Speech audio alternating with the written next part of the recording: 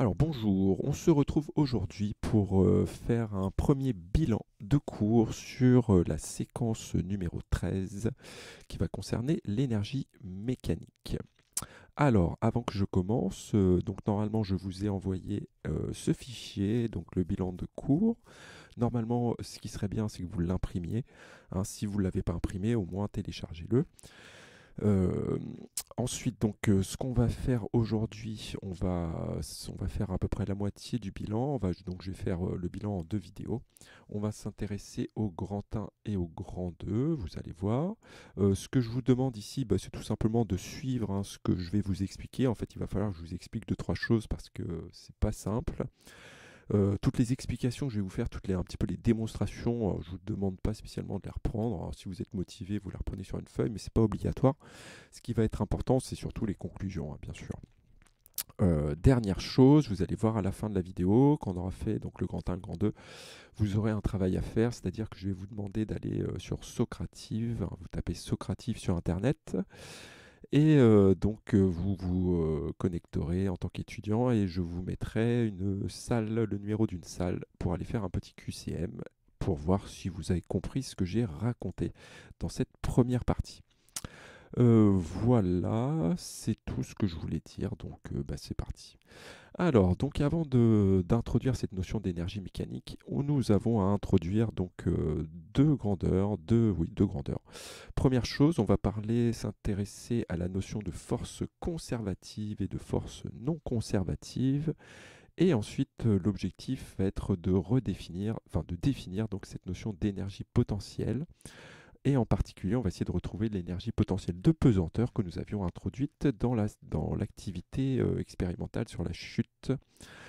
Voilà, on va essayer de retrouver l'expression de l'énergie potentielle de pesanteur. Alors, première chose, on va parler de notions de force conservative et non conservative. Alors, par définition, c'est ce que je vous indique ici, ce qu'on appelle une force conservative, c'est une force dont le travail entre deux points A et B ne dépend pas du chemin suivi. Travail qui ne dépend pas du chemin suivi. Travail qui va ne dépendre que de la position A et B. Alors ça, c'est la définition d'une force conservative. Je vous ai mis quelques exemples. Nous, on va s'intéresser surtout à cette force qui est le poids. Le poids, vous allez voir, je vais vous le montrer, c'est une force conservative. Il y en a d'autres, il y a la force gravitationnelle, force électrostatique, toute force constante sur un chemin AB va être une force conservative. Il y a aussi la force exercée par un ressort, par exemple. On va en parler un petit peu après. Qu'est-ce qu'on appelle une force non conservative? Donc c'est une force dont le travail dépend du chemin suivi. Exemples classiques qui sont les forces de frottement. Alors, je vais essayer de vous montrer un petit peu, de vous faire une petite démonstration. En particulier, on va s'intéresser au poids et aux forces de frottement. Donc, comme je vous ai dit, le poids est une force conservative. On va essayer de le démontrer. Alors, c'est parti. Force conservative, travail qui ne dépend pas du chemin suivi. Donc là, ce que je vais faire, hein, on va partir d'un point A à un point B et on va prendre deux chemins. Premier chemin, C1, qui va passer directement du point A au point B. Et on va prendre un deuxième chemin, chemin C2, qui va passer du point A au point C, puis du point C au point B. Ok. Alors là, ce qu'on va faire, c'est on va calculer le travail du poids sur ces deux chemins. Alors sur le premier chemin C1, le travail du poids, par définition, P scalaire AB. Ici, le vecteur déplacement AB, il est ici. Le poids P, il est comme ceci. On l'a déjà montré en classe, en fait. Ce travail va s'exprimer comme étant égal à moins mgh, avec h, l'altitude, hein, la différence d'altitude entre le point B et le point A. Bon, ça, on l'a déjà montré. Je ne vais pas le redémontrer. Regardons sur le trajet C2. Alors là, vous allez voir, j'ai utilisé une petite feinte mathématique. Le travail du poids sur le trajet AB, tout moins sur le trajet C2, encore une fois, c'est le travail, donc c'est P scalaire AB. Mais vous allez voir, on va feinter le vecteur AB, on va le décomposer en deux vecteurs. On va dire que le vecteur AB, hein, d'après la relation de Schall, je crois, le vecteur AB, il va être égal à AC plus CB en vecteur. Donc je vais l'écrire comme ceci. Le travail du poids, c'est P scalaire AC plus CB. Petite propriété du produit scalaire que vous verrez peut-être en maths, le produit scalaire est distributif, hein, c'est comme une multiplication. Ça veut dire qu'on va pouvoir développer ce petit facteur là. Ouais, on va développer. Bref, ça va me faire quoi? Ça fait P scalaire AC plus P scalaire CB. Donc, P scalaire AC plus P scalaire CB. Vous pouvez remarquer que sur ce trajet CB, ici, le poids est tout le temps perpendiculaire à ce vecteur déplacement. P est perpendiculaire au vecteur déplacement, l'angle est donc de 90 degrés. Ça veut dire quoi? Ça veut dire que ce produit scalaire est nul. Qu'est-ce qu'il me reste? Eh bien, il me reste que le travail du poids égale P scalaire AC. P scalaire AC, hein, c'est comme dans l'exercice 51. P scalaire AC, ici le poids est résistant. On peut montrer tout simplement, donc AC il vaut tout simplement H. Donc ça va nous faire quoi? Ça va nous faire moins MGH. Ok, donc sur ce trajet C1, le travail du poids entre ici et ici, il vaut moins MGH. Le travail du poids sur ce trajet, il vaut moins MGH. On a montré que le travail du poids ne dépend pas du chemin suivi. D'accord? Et en fait, c'est en fait, on avait écrit le travail du poids de cette forme-ci. Hein. Le travail du poids, c'est aussi égal à mgza moins zb. Vous pouvez voir que le travail du poids, en fait, ne dépend que de l'altitude du point A et du point B, que en particulier de la différence d'altitude. Donc, dépend que de la position, ce qui est une caractéristique des forces conservatives. Voilà. Donc, on a montré que le poids était une force conservative. Faisons le même travail avec une autre force qui est une force de frottement.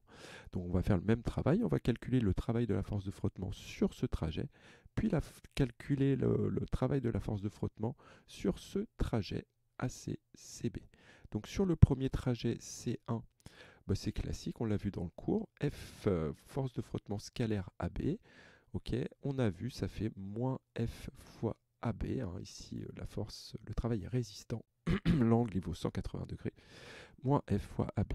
Prenons l'autre trajet, donc ça va être comme tout à l'heure en fait, hein, on va dire que le travail sur ce trajet AB va être égal, le travail de la force sera égal à donc le travail de la force sur ce trajet, plus le travail de la force sur ce trajet, ce qui va s'écrire F scalaire AC plus F scalaire CB.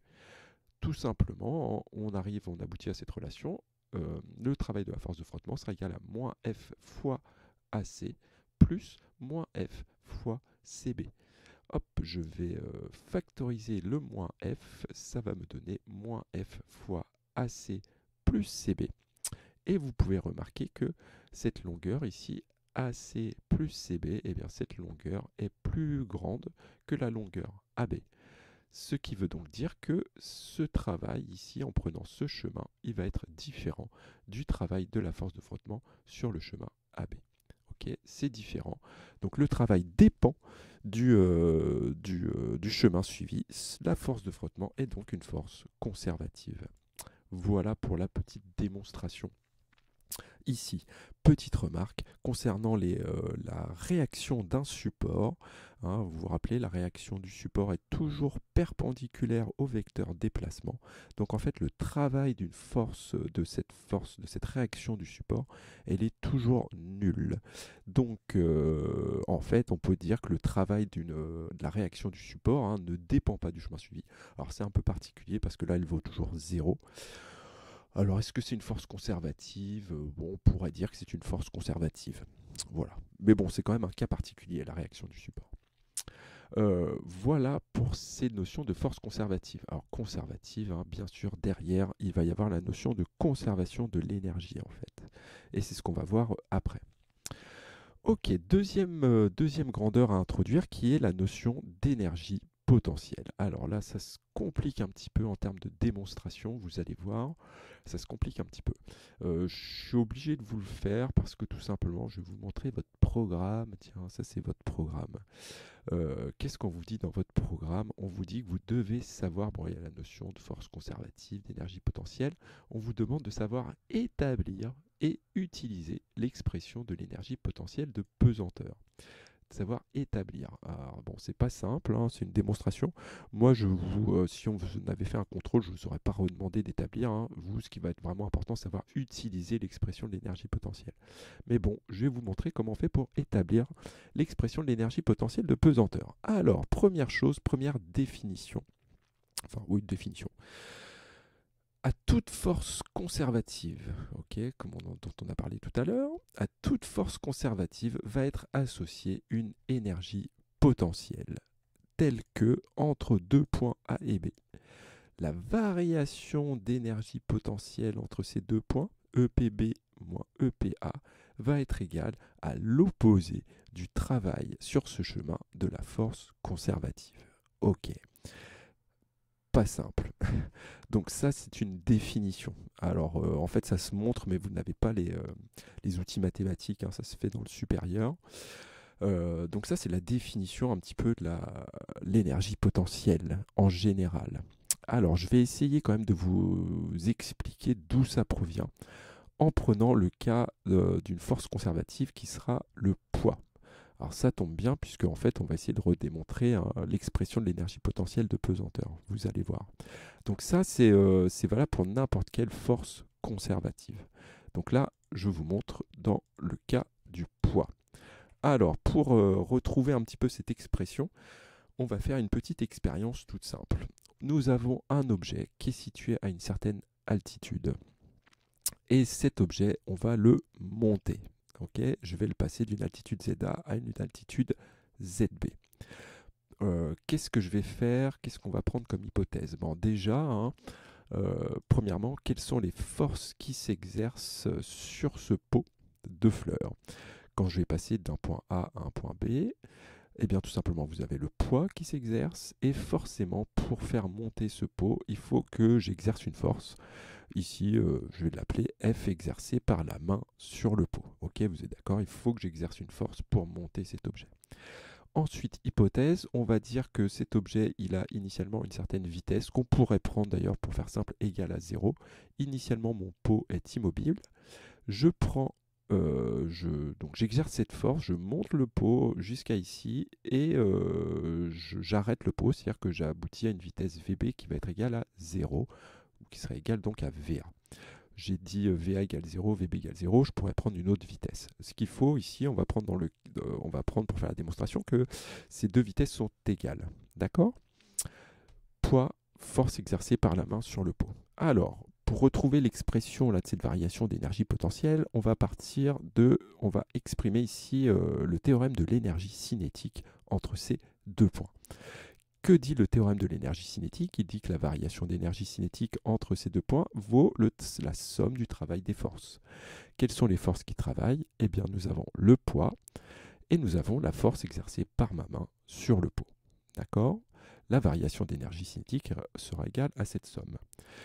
Ici, je vous ai dit que la vitesse en ce point va être égale à la vitesse en ce point. Donc, la variation d'énergie cinétique, elle vaut combien? Eh bien, elle vaut 0. On aboutit à 0 égale travail du poids plus le travail de la force exercée par ma main sur le pot. Et on aboutit à cette petite égalité. Le travail exercé par ma main sur le pot va être égal à l'opposé du travail du poids. Ok, alors c'est là qu'il faut comprendre. Qu'est-ce que j'ai fait ici?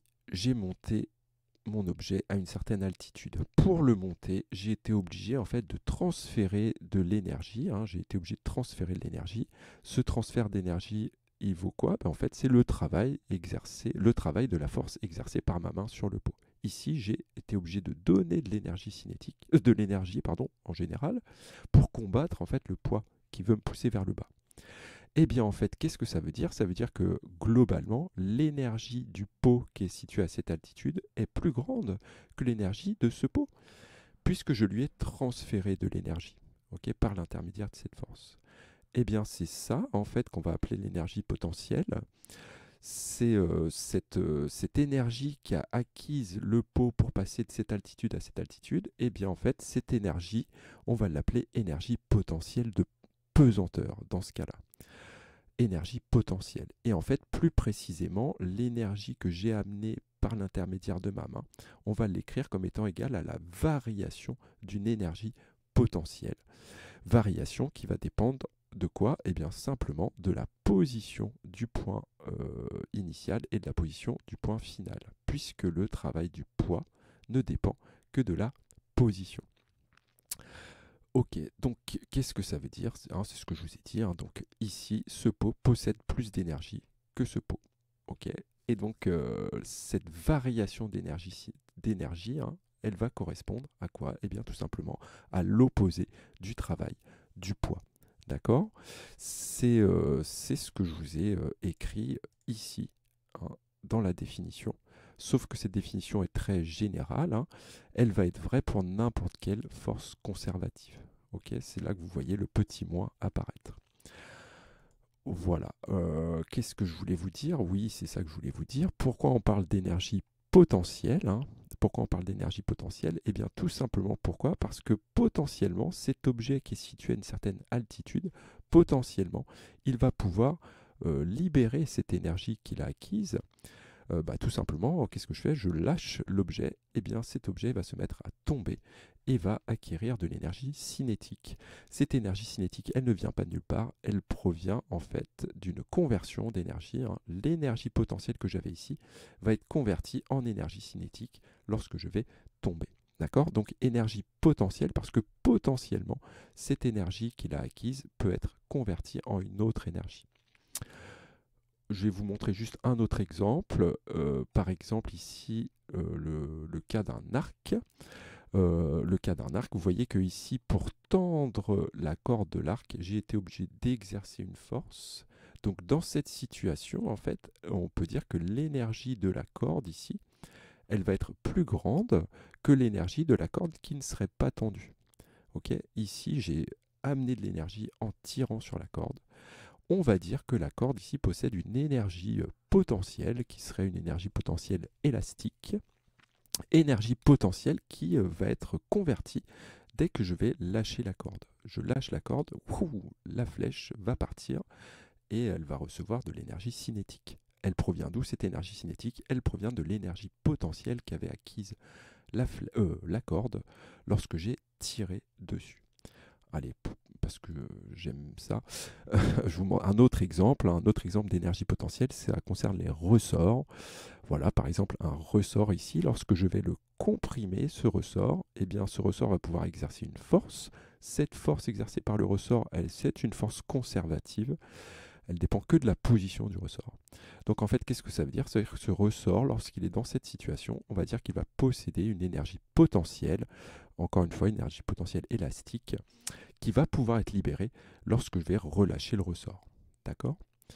Voilà, donc voilà l'origine de cette énergie potentielle. Donc on définit une énergie potentielle pour n'importe quelle force conservative.